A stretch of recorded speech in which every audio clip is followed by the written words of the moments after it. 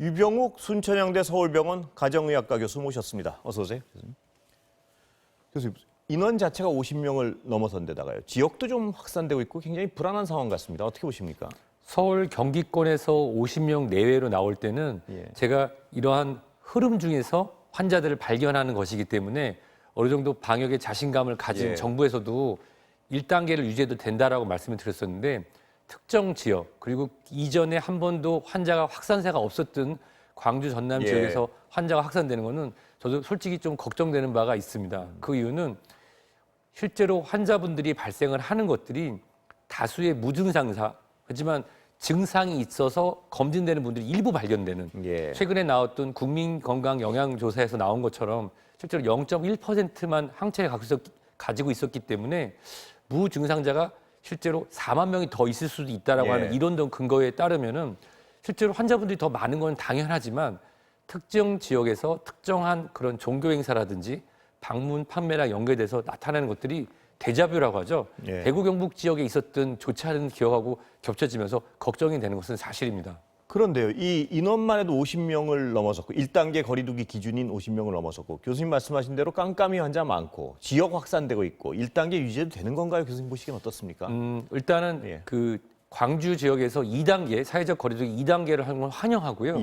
이것이 이제 방역 당국에서 결정할 사항이긴 한데 제 개인적인 생각은 현재 전국적으로는 1단계를 유지하는 것이 맞고 다만 이 확산세를 보이는 곳에서 선제적으로 2단계를 선언한 것은 잘했다고 판단이 됩니다. 그런데 이 감염자 중에 일부는 결혼식장도 갔다 오고 뭐 이런 동선 드러나고 있는데 결혼식장은 위험하죠. 어떻습니까? 이 사회적 거리두기 2단계 약간 생소하실 수도 있을 텐데요. 우리는 이미 경험을 했었습니다. 실내에서는 50 이상, 실외에서는 100명 이상 모이는 경우에는 그 모임 자체를 우리가 금하거나 아니면 더 꼼꼼히 보는 게 있는데요.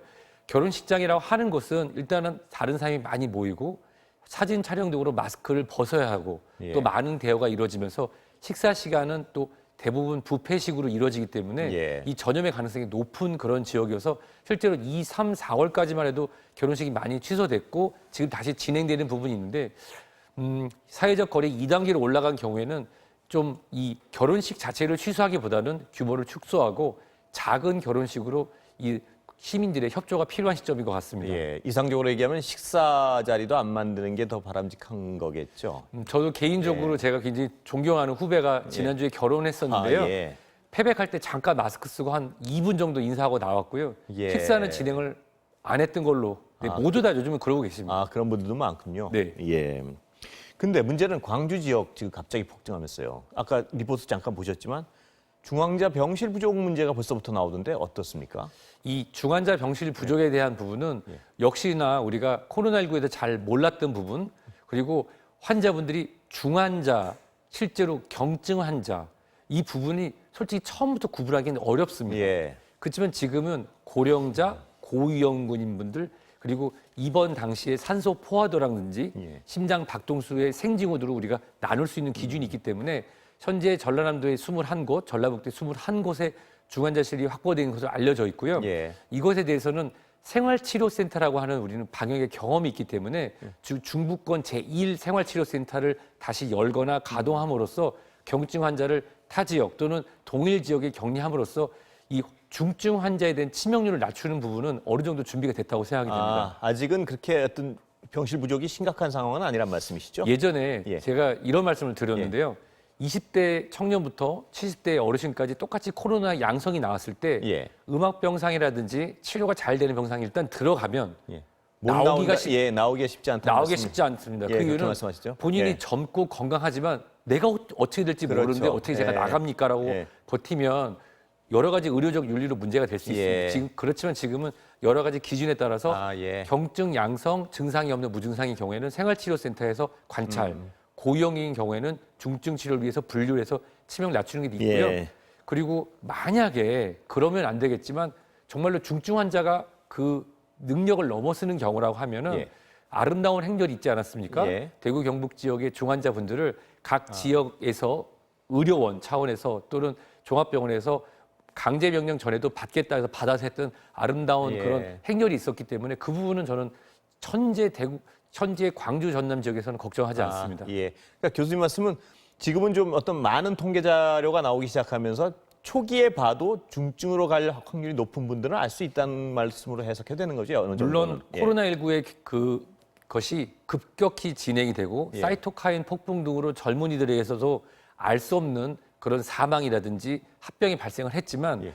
이 입원을 할 때 예를 들어서 배탈설사로 입원하는데 예. 누구는 배탈설사로 대학병원에 입원하고 누구는 배탈설사인데 집에 약을 먹고 가는 예. 그런 기준이 있는 것처럼 코로나19에 대한 기준을 정부에서 말씀해 주신 지침을 예. 입원과 퇴원에 대해서 적응을 하고 있기 때문에 예. 환자분들이나 의료진들도 그 지침에 따라서 합리적으로 진행이 가능한 시점입니다. 예. 그런데 젊은 사람들이라고 해서 아까 방금 말씀하셨지만 안심할 건 아닌 게 어떤 후유증 얘기가 많이 나옵니다, 교수님. 그건 어떤 겁니까? 뇌 손상 뭐 가능성도 나오고 이러던데요. 제가 마스크를 착용하지 않으시는 예. 젊은 분들에게 이런 메시지를 많이 드리는데요. 예. 우리가 지금 사용하고 있는 이 핸드폰이라고 하는 예. 여기 나오는 전자파가 몸에 이롭다 또는 해롭다 지금도 계속 다투고 있습니다. 예. 근데 50여 년 전에 담배가 처음으로 상업 광고가 시작되던 시절에 담배가 멋있다 또는 예. 담배가 남성성을 한다는 광고에 대해서 예. 아무도 거부하지 않았고 담배의 유해에 대해서 의심하지 않았던 시절이 예. 있습니다. 지금은 누구나 다 담배가 위험한 걸 알고 예. 피하려고 노력을 하죠. 마찬가지로 코로나19라고 하는 바이러스가 몸속에 염증 반응을 일으키는 과정은 현재까지 정확히 알려진 예. 바가 없기 때문에 5년, 10년 뒤에 만약에 이런 것들로 인해서 코로나19에 노출됐던 무증상 환자가 당뇨병이 증가한다, 뇌졸중이 증가한다는 연구 결과가 분명히 나올 수 있습니다. 예. 따라서 나이에 상관없이 코로나19 바이러스에 최대한 노출되지 않도록 예. 경계를 늦춰서는 안 되는 게요. 미국에서 나왔던 어떤 분이 그 트럭을 운전하시는 당뇨에 비만이 있는 고위험군, 예. 한 번도 위험군에 노출되지 않았다가 이제 지역적으로 풀어줬으니 파티 한 번 참석했다가 예. 감염됐다가 돌아가신 분이 글을 올렸던 글이 있습니다. 예. 나와 같은 바보 같은 행동을 하지 않았으면 좋겠다는 글을 남기고 돌아가신 분도 그렇게 나이가 많은 분은 아니었거든요. 예. 그래서 젊은 분이라고 해도 어떤 합병이 생길지 모르기 때문에 마스크 착용, 거리두기, 고위험 시설의 방문은 자제하시는 게 중요할 것 같습니다. 예.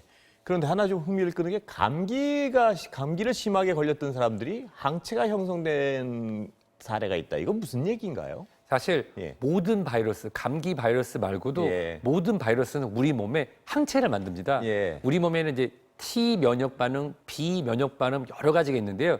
이 T 면역 반응은 내 몸에 지나갔던 바이러스가 어떤 형태였는지 어떤 작용인지 기억을 했다가 그것과 유사한 게 들어오면 공격해서 없애는 성질을 가지고 있는데요. 예. 코로나19 바이러스에 노출됐던 사람 중에 항체가 생겼다. 보통 우리가 항체라고 하면 아 좋다 하지만 실질적으로는 중화항체가 생겨서 똑같은 바이러스가 들어왔을 때 그걸 무마시키거나 예. 또는 정말로 이 특정한 바이러스를 죽일 수 있는 T 면역이 활성화가 되는지는 앞으로 더 연구가 필요할 것 같습니다. 예.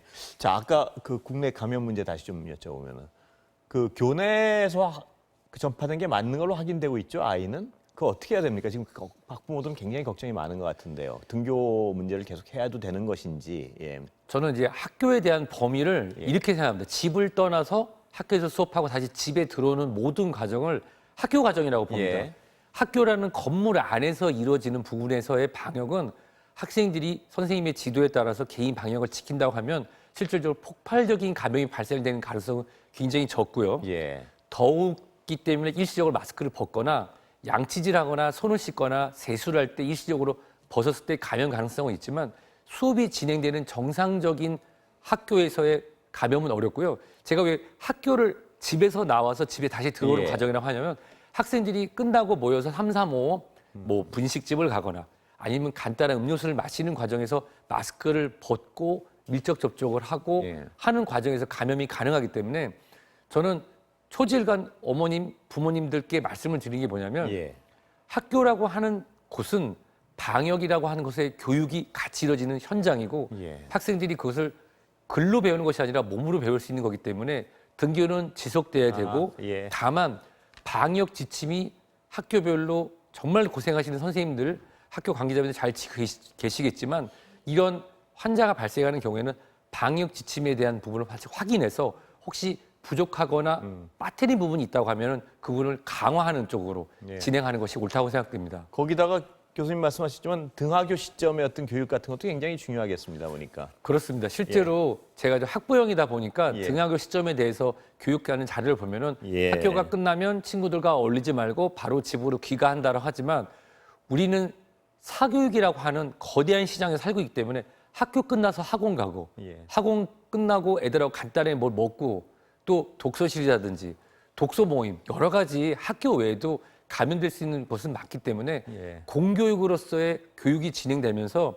이 방역의 교육이 몸으로 배워지는 것은 지속돼야 된다고 예. 저는 말씀드리고 싶습니다. 마지막으로 하나만 더 여쭤보겠습니다. 시간은 다 돼가지고 그 의정부에서 집단적으로 자꾸 나오고 있는데요. 엘리베이터라는 어떤 설도 있었지만 그것도 거기서 바이러스가 발견되지 않았습니다. 이런 경우에 뭐 코호트까지 가야 되나요? 어떻게 해야 되나요, 교수님? 그 코호트 격리, 예. 동일 집단 격리의 사례는 예. 대구의 한 종교 집단과 관련된 예. 독신자 아파트에 있었는데요. 예. 현재 나오는 경우는 이 코호트 동일 집단 격리는 좀 과한 경향이 있고요. 예. 우리가 이 엘리베이터 안에 붙이는 그 항균 필름 같은 예. 경우는 여러 가지 항균, 즉 세균에 대한 부분은 여러 가지로 의학적 근거가 나와 있지만 바이러스의 부분에 대해서는 아직도 연구가 진행되고 있기 때문에 그게 아직 그 확인된 건 아니군요. 그렇습니다. 그게. 예, 항균은 세균. 우리가 지금 겪고 있는 코로나는 바이러스이기 때문에 예. 역시 그래서 그 버튼 옆에 보면 항상 물론 눈에 튀지 않도록 조심해야 예. 되는 부분인데 손 씻는 게 있기 때문에 버튼을 누르기 전에 손 씻고 버튼 누르고 손을 씻어 주신다고 하면은 엘리베이터 탑승이라든지 또는 높은 엘리베이터를 사용하는 아파트에서도 크게 걱정하실 부분은 아니라고 말씀드리고 싶습니다. 예. 오늘 말씀 감사합니다.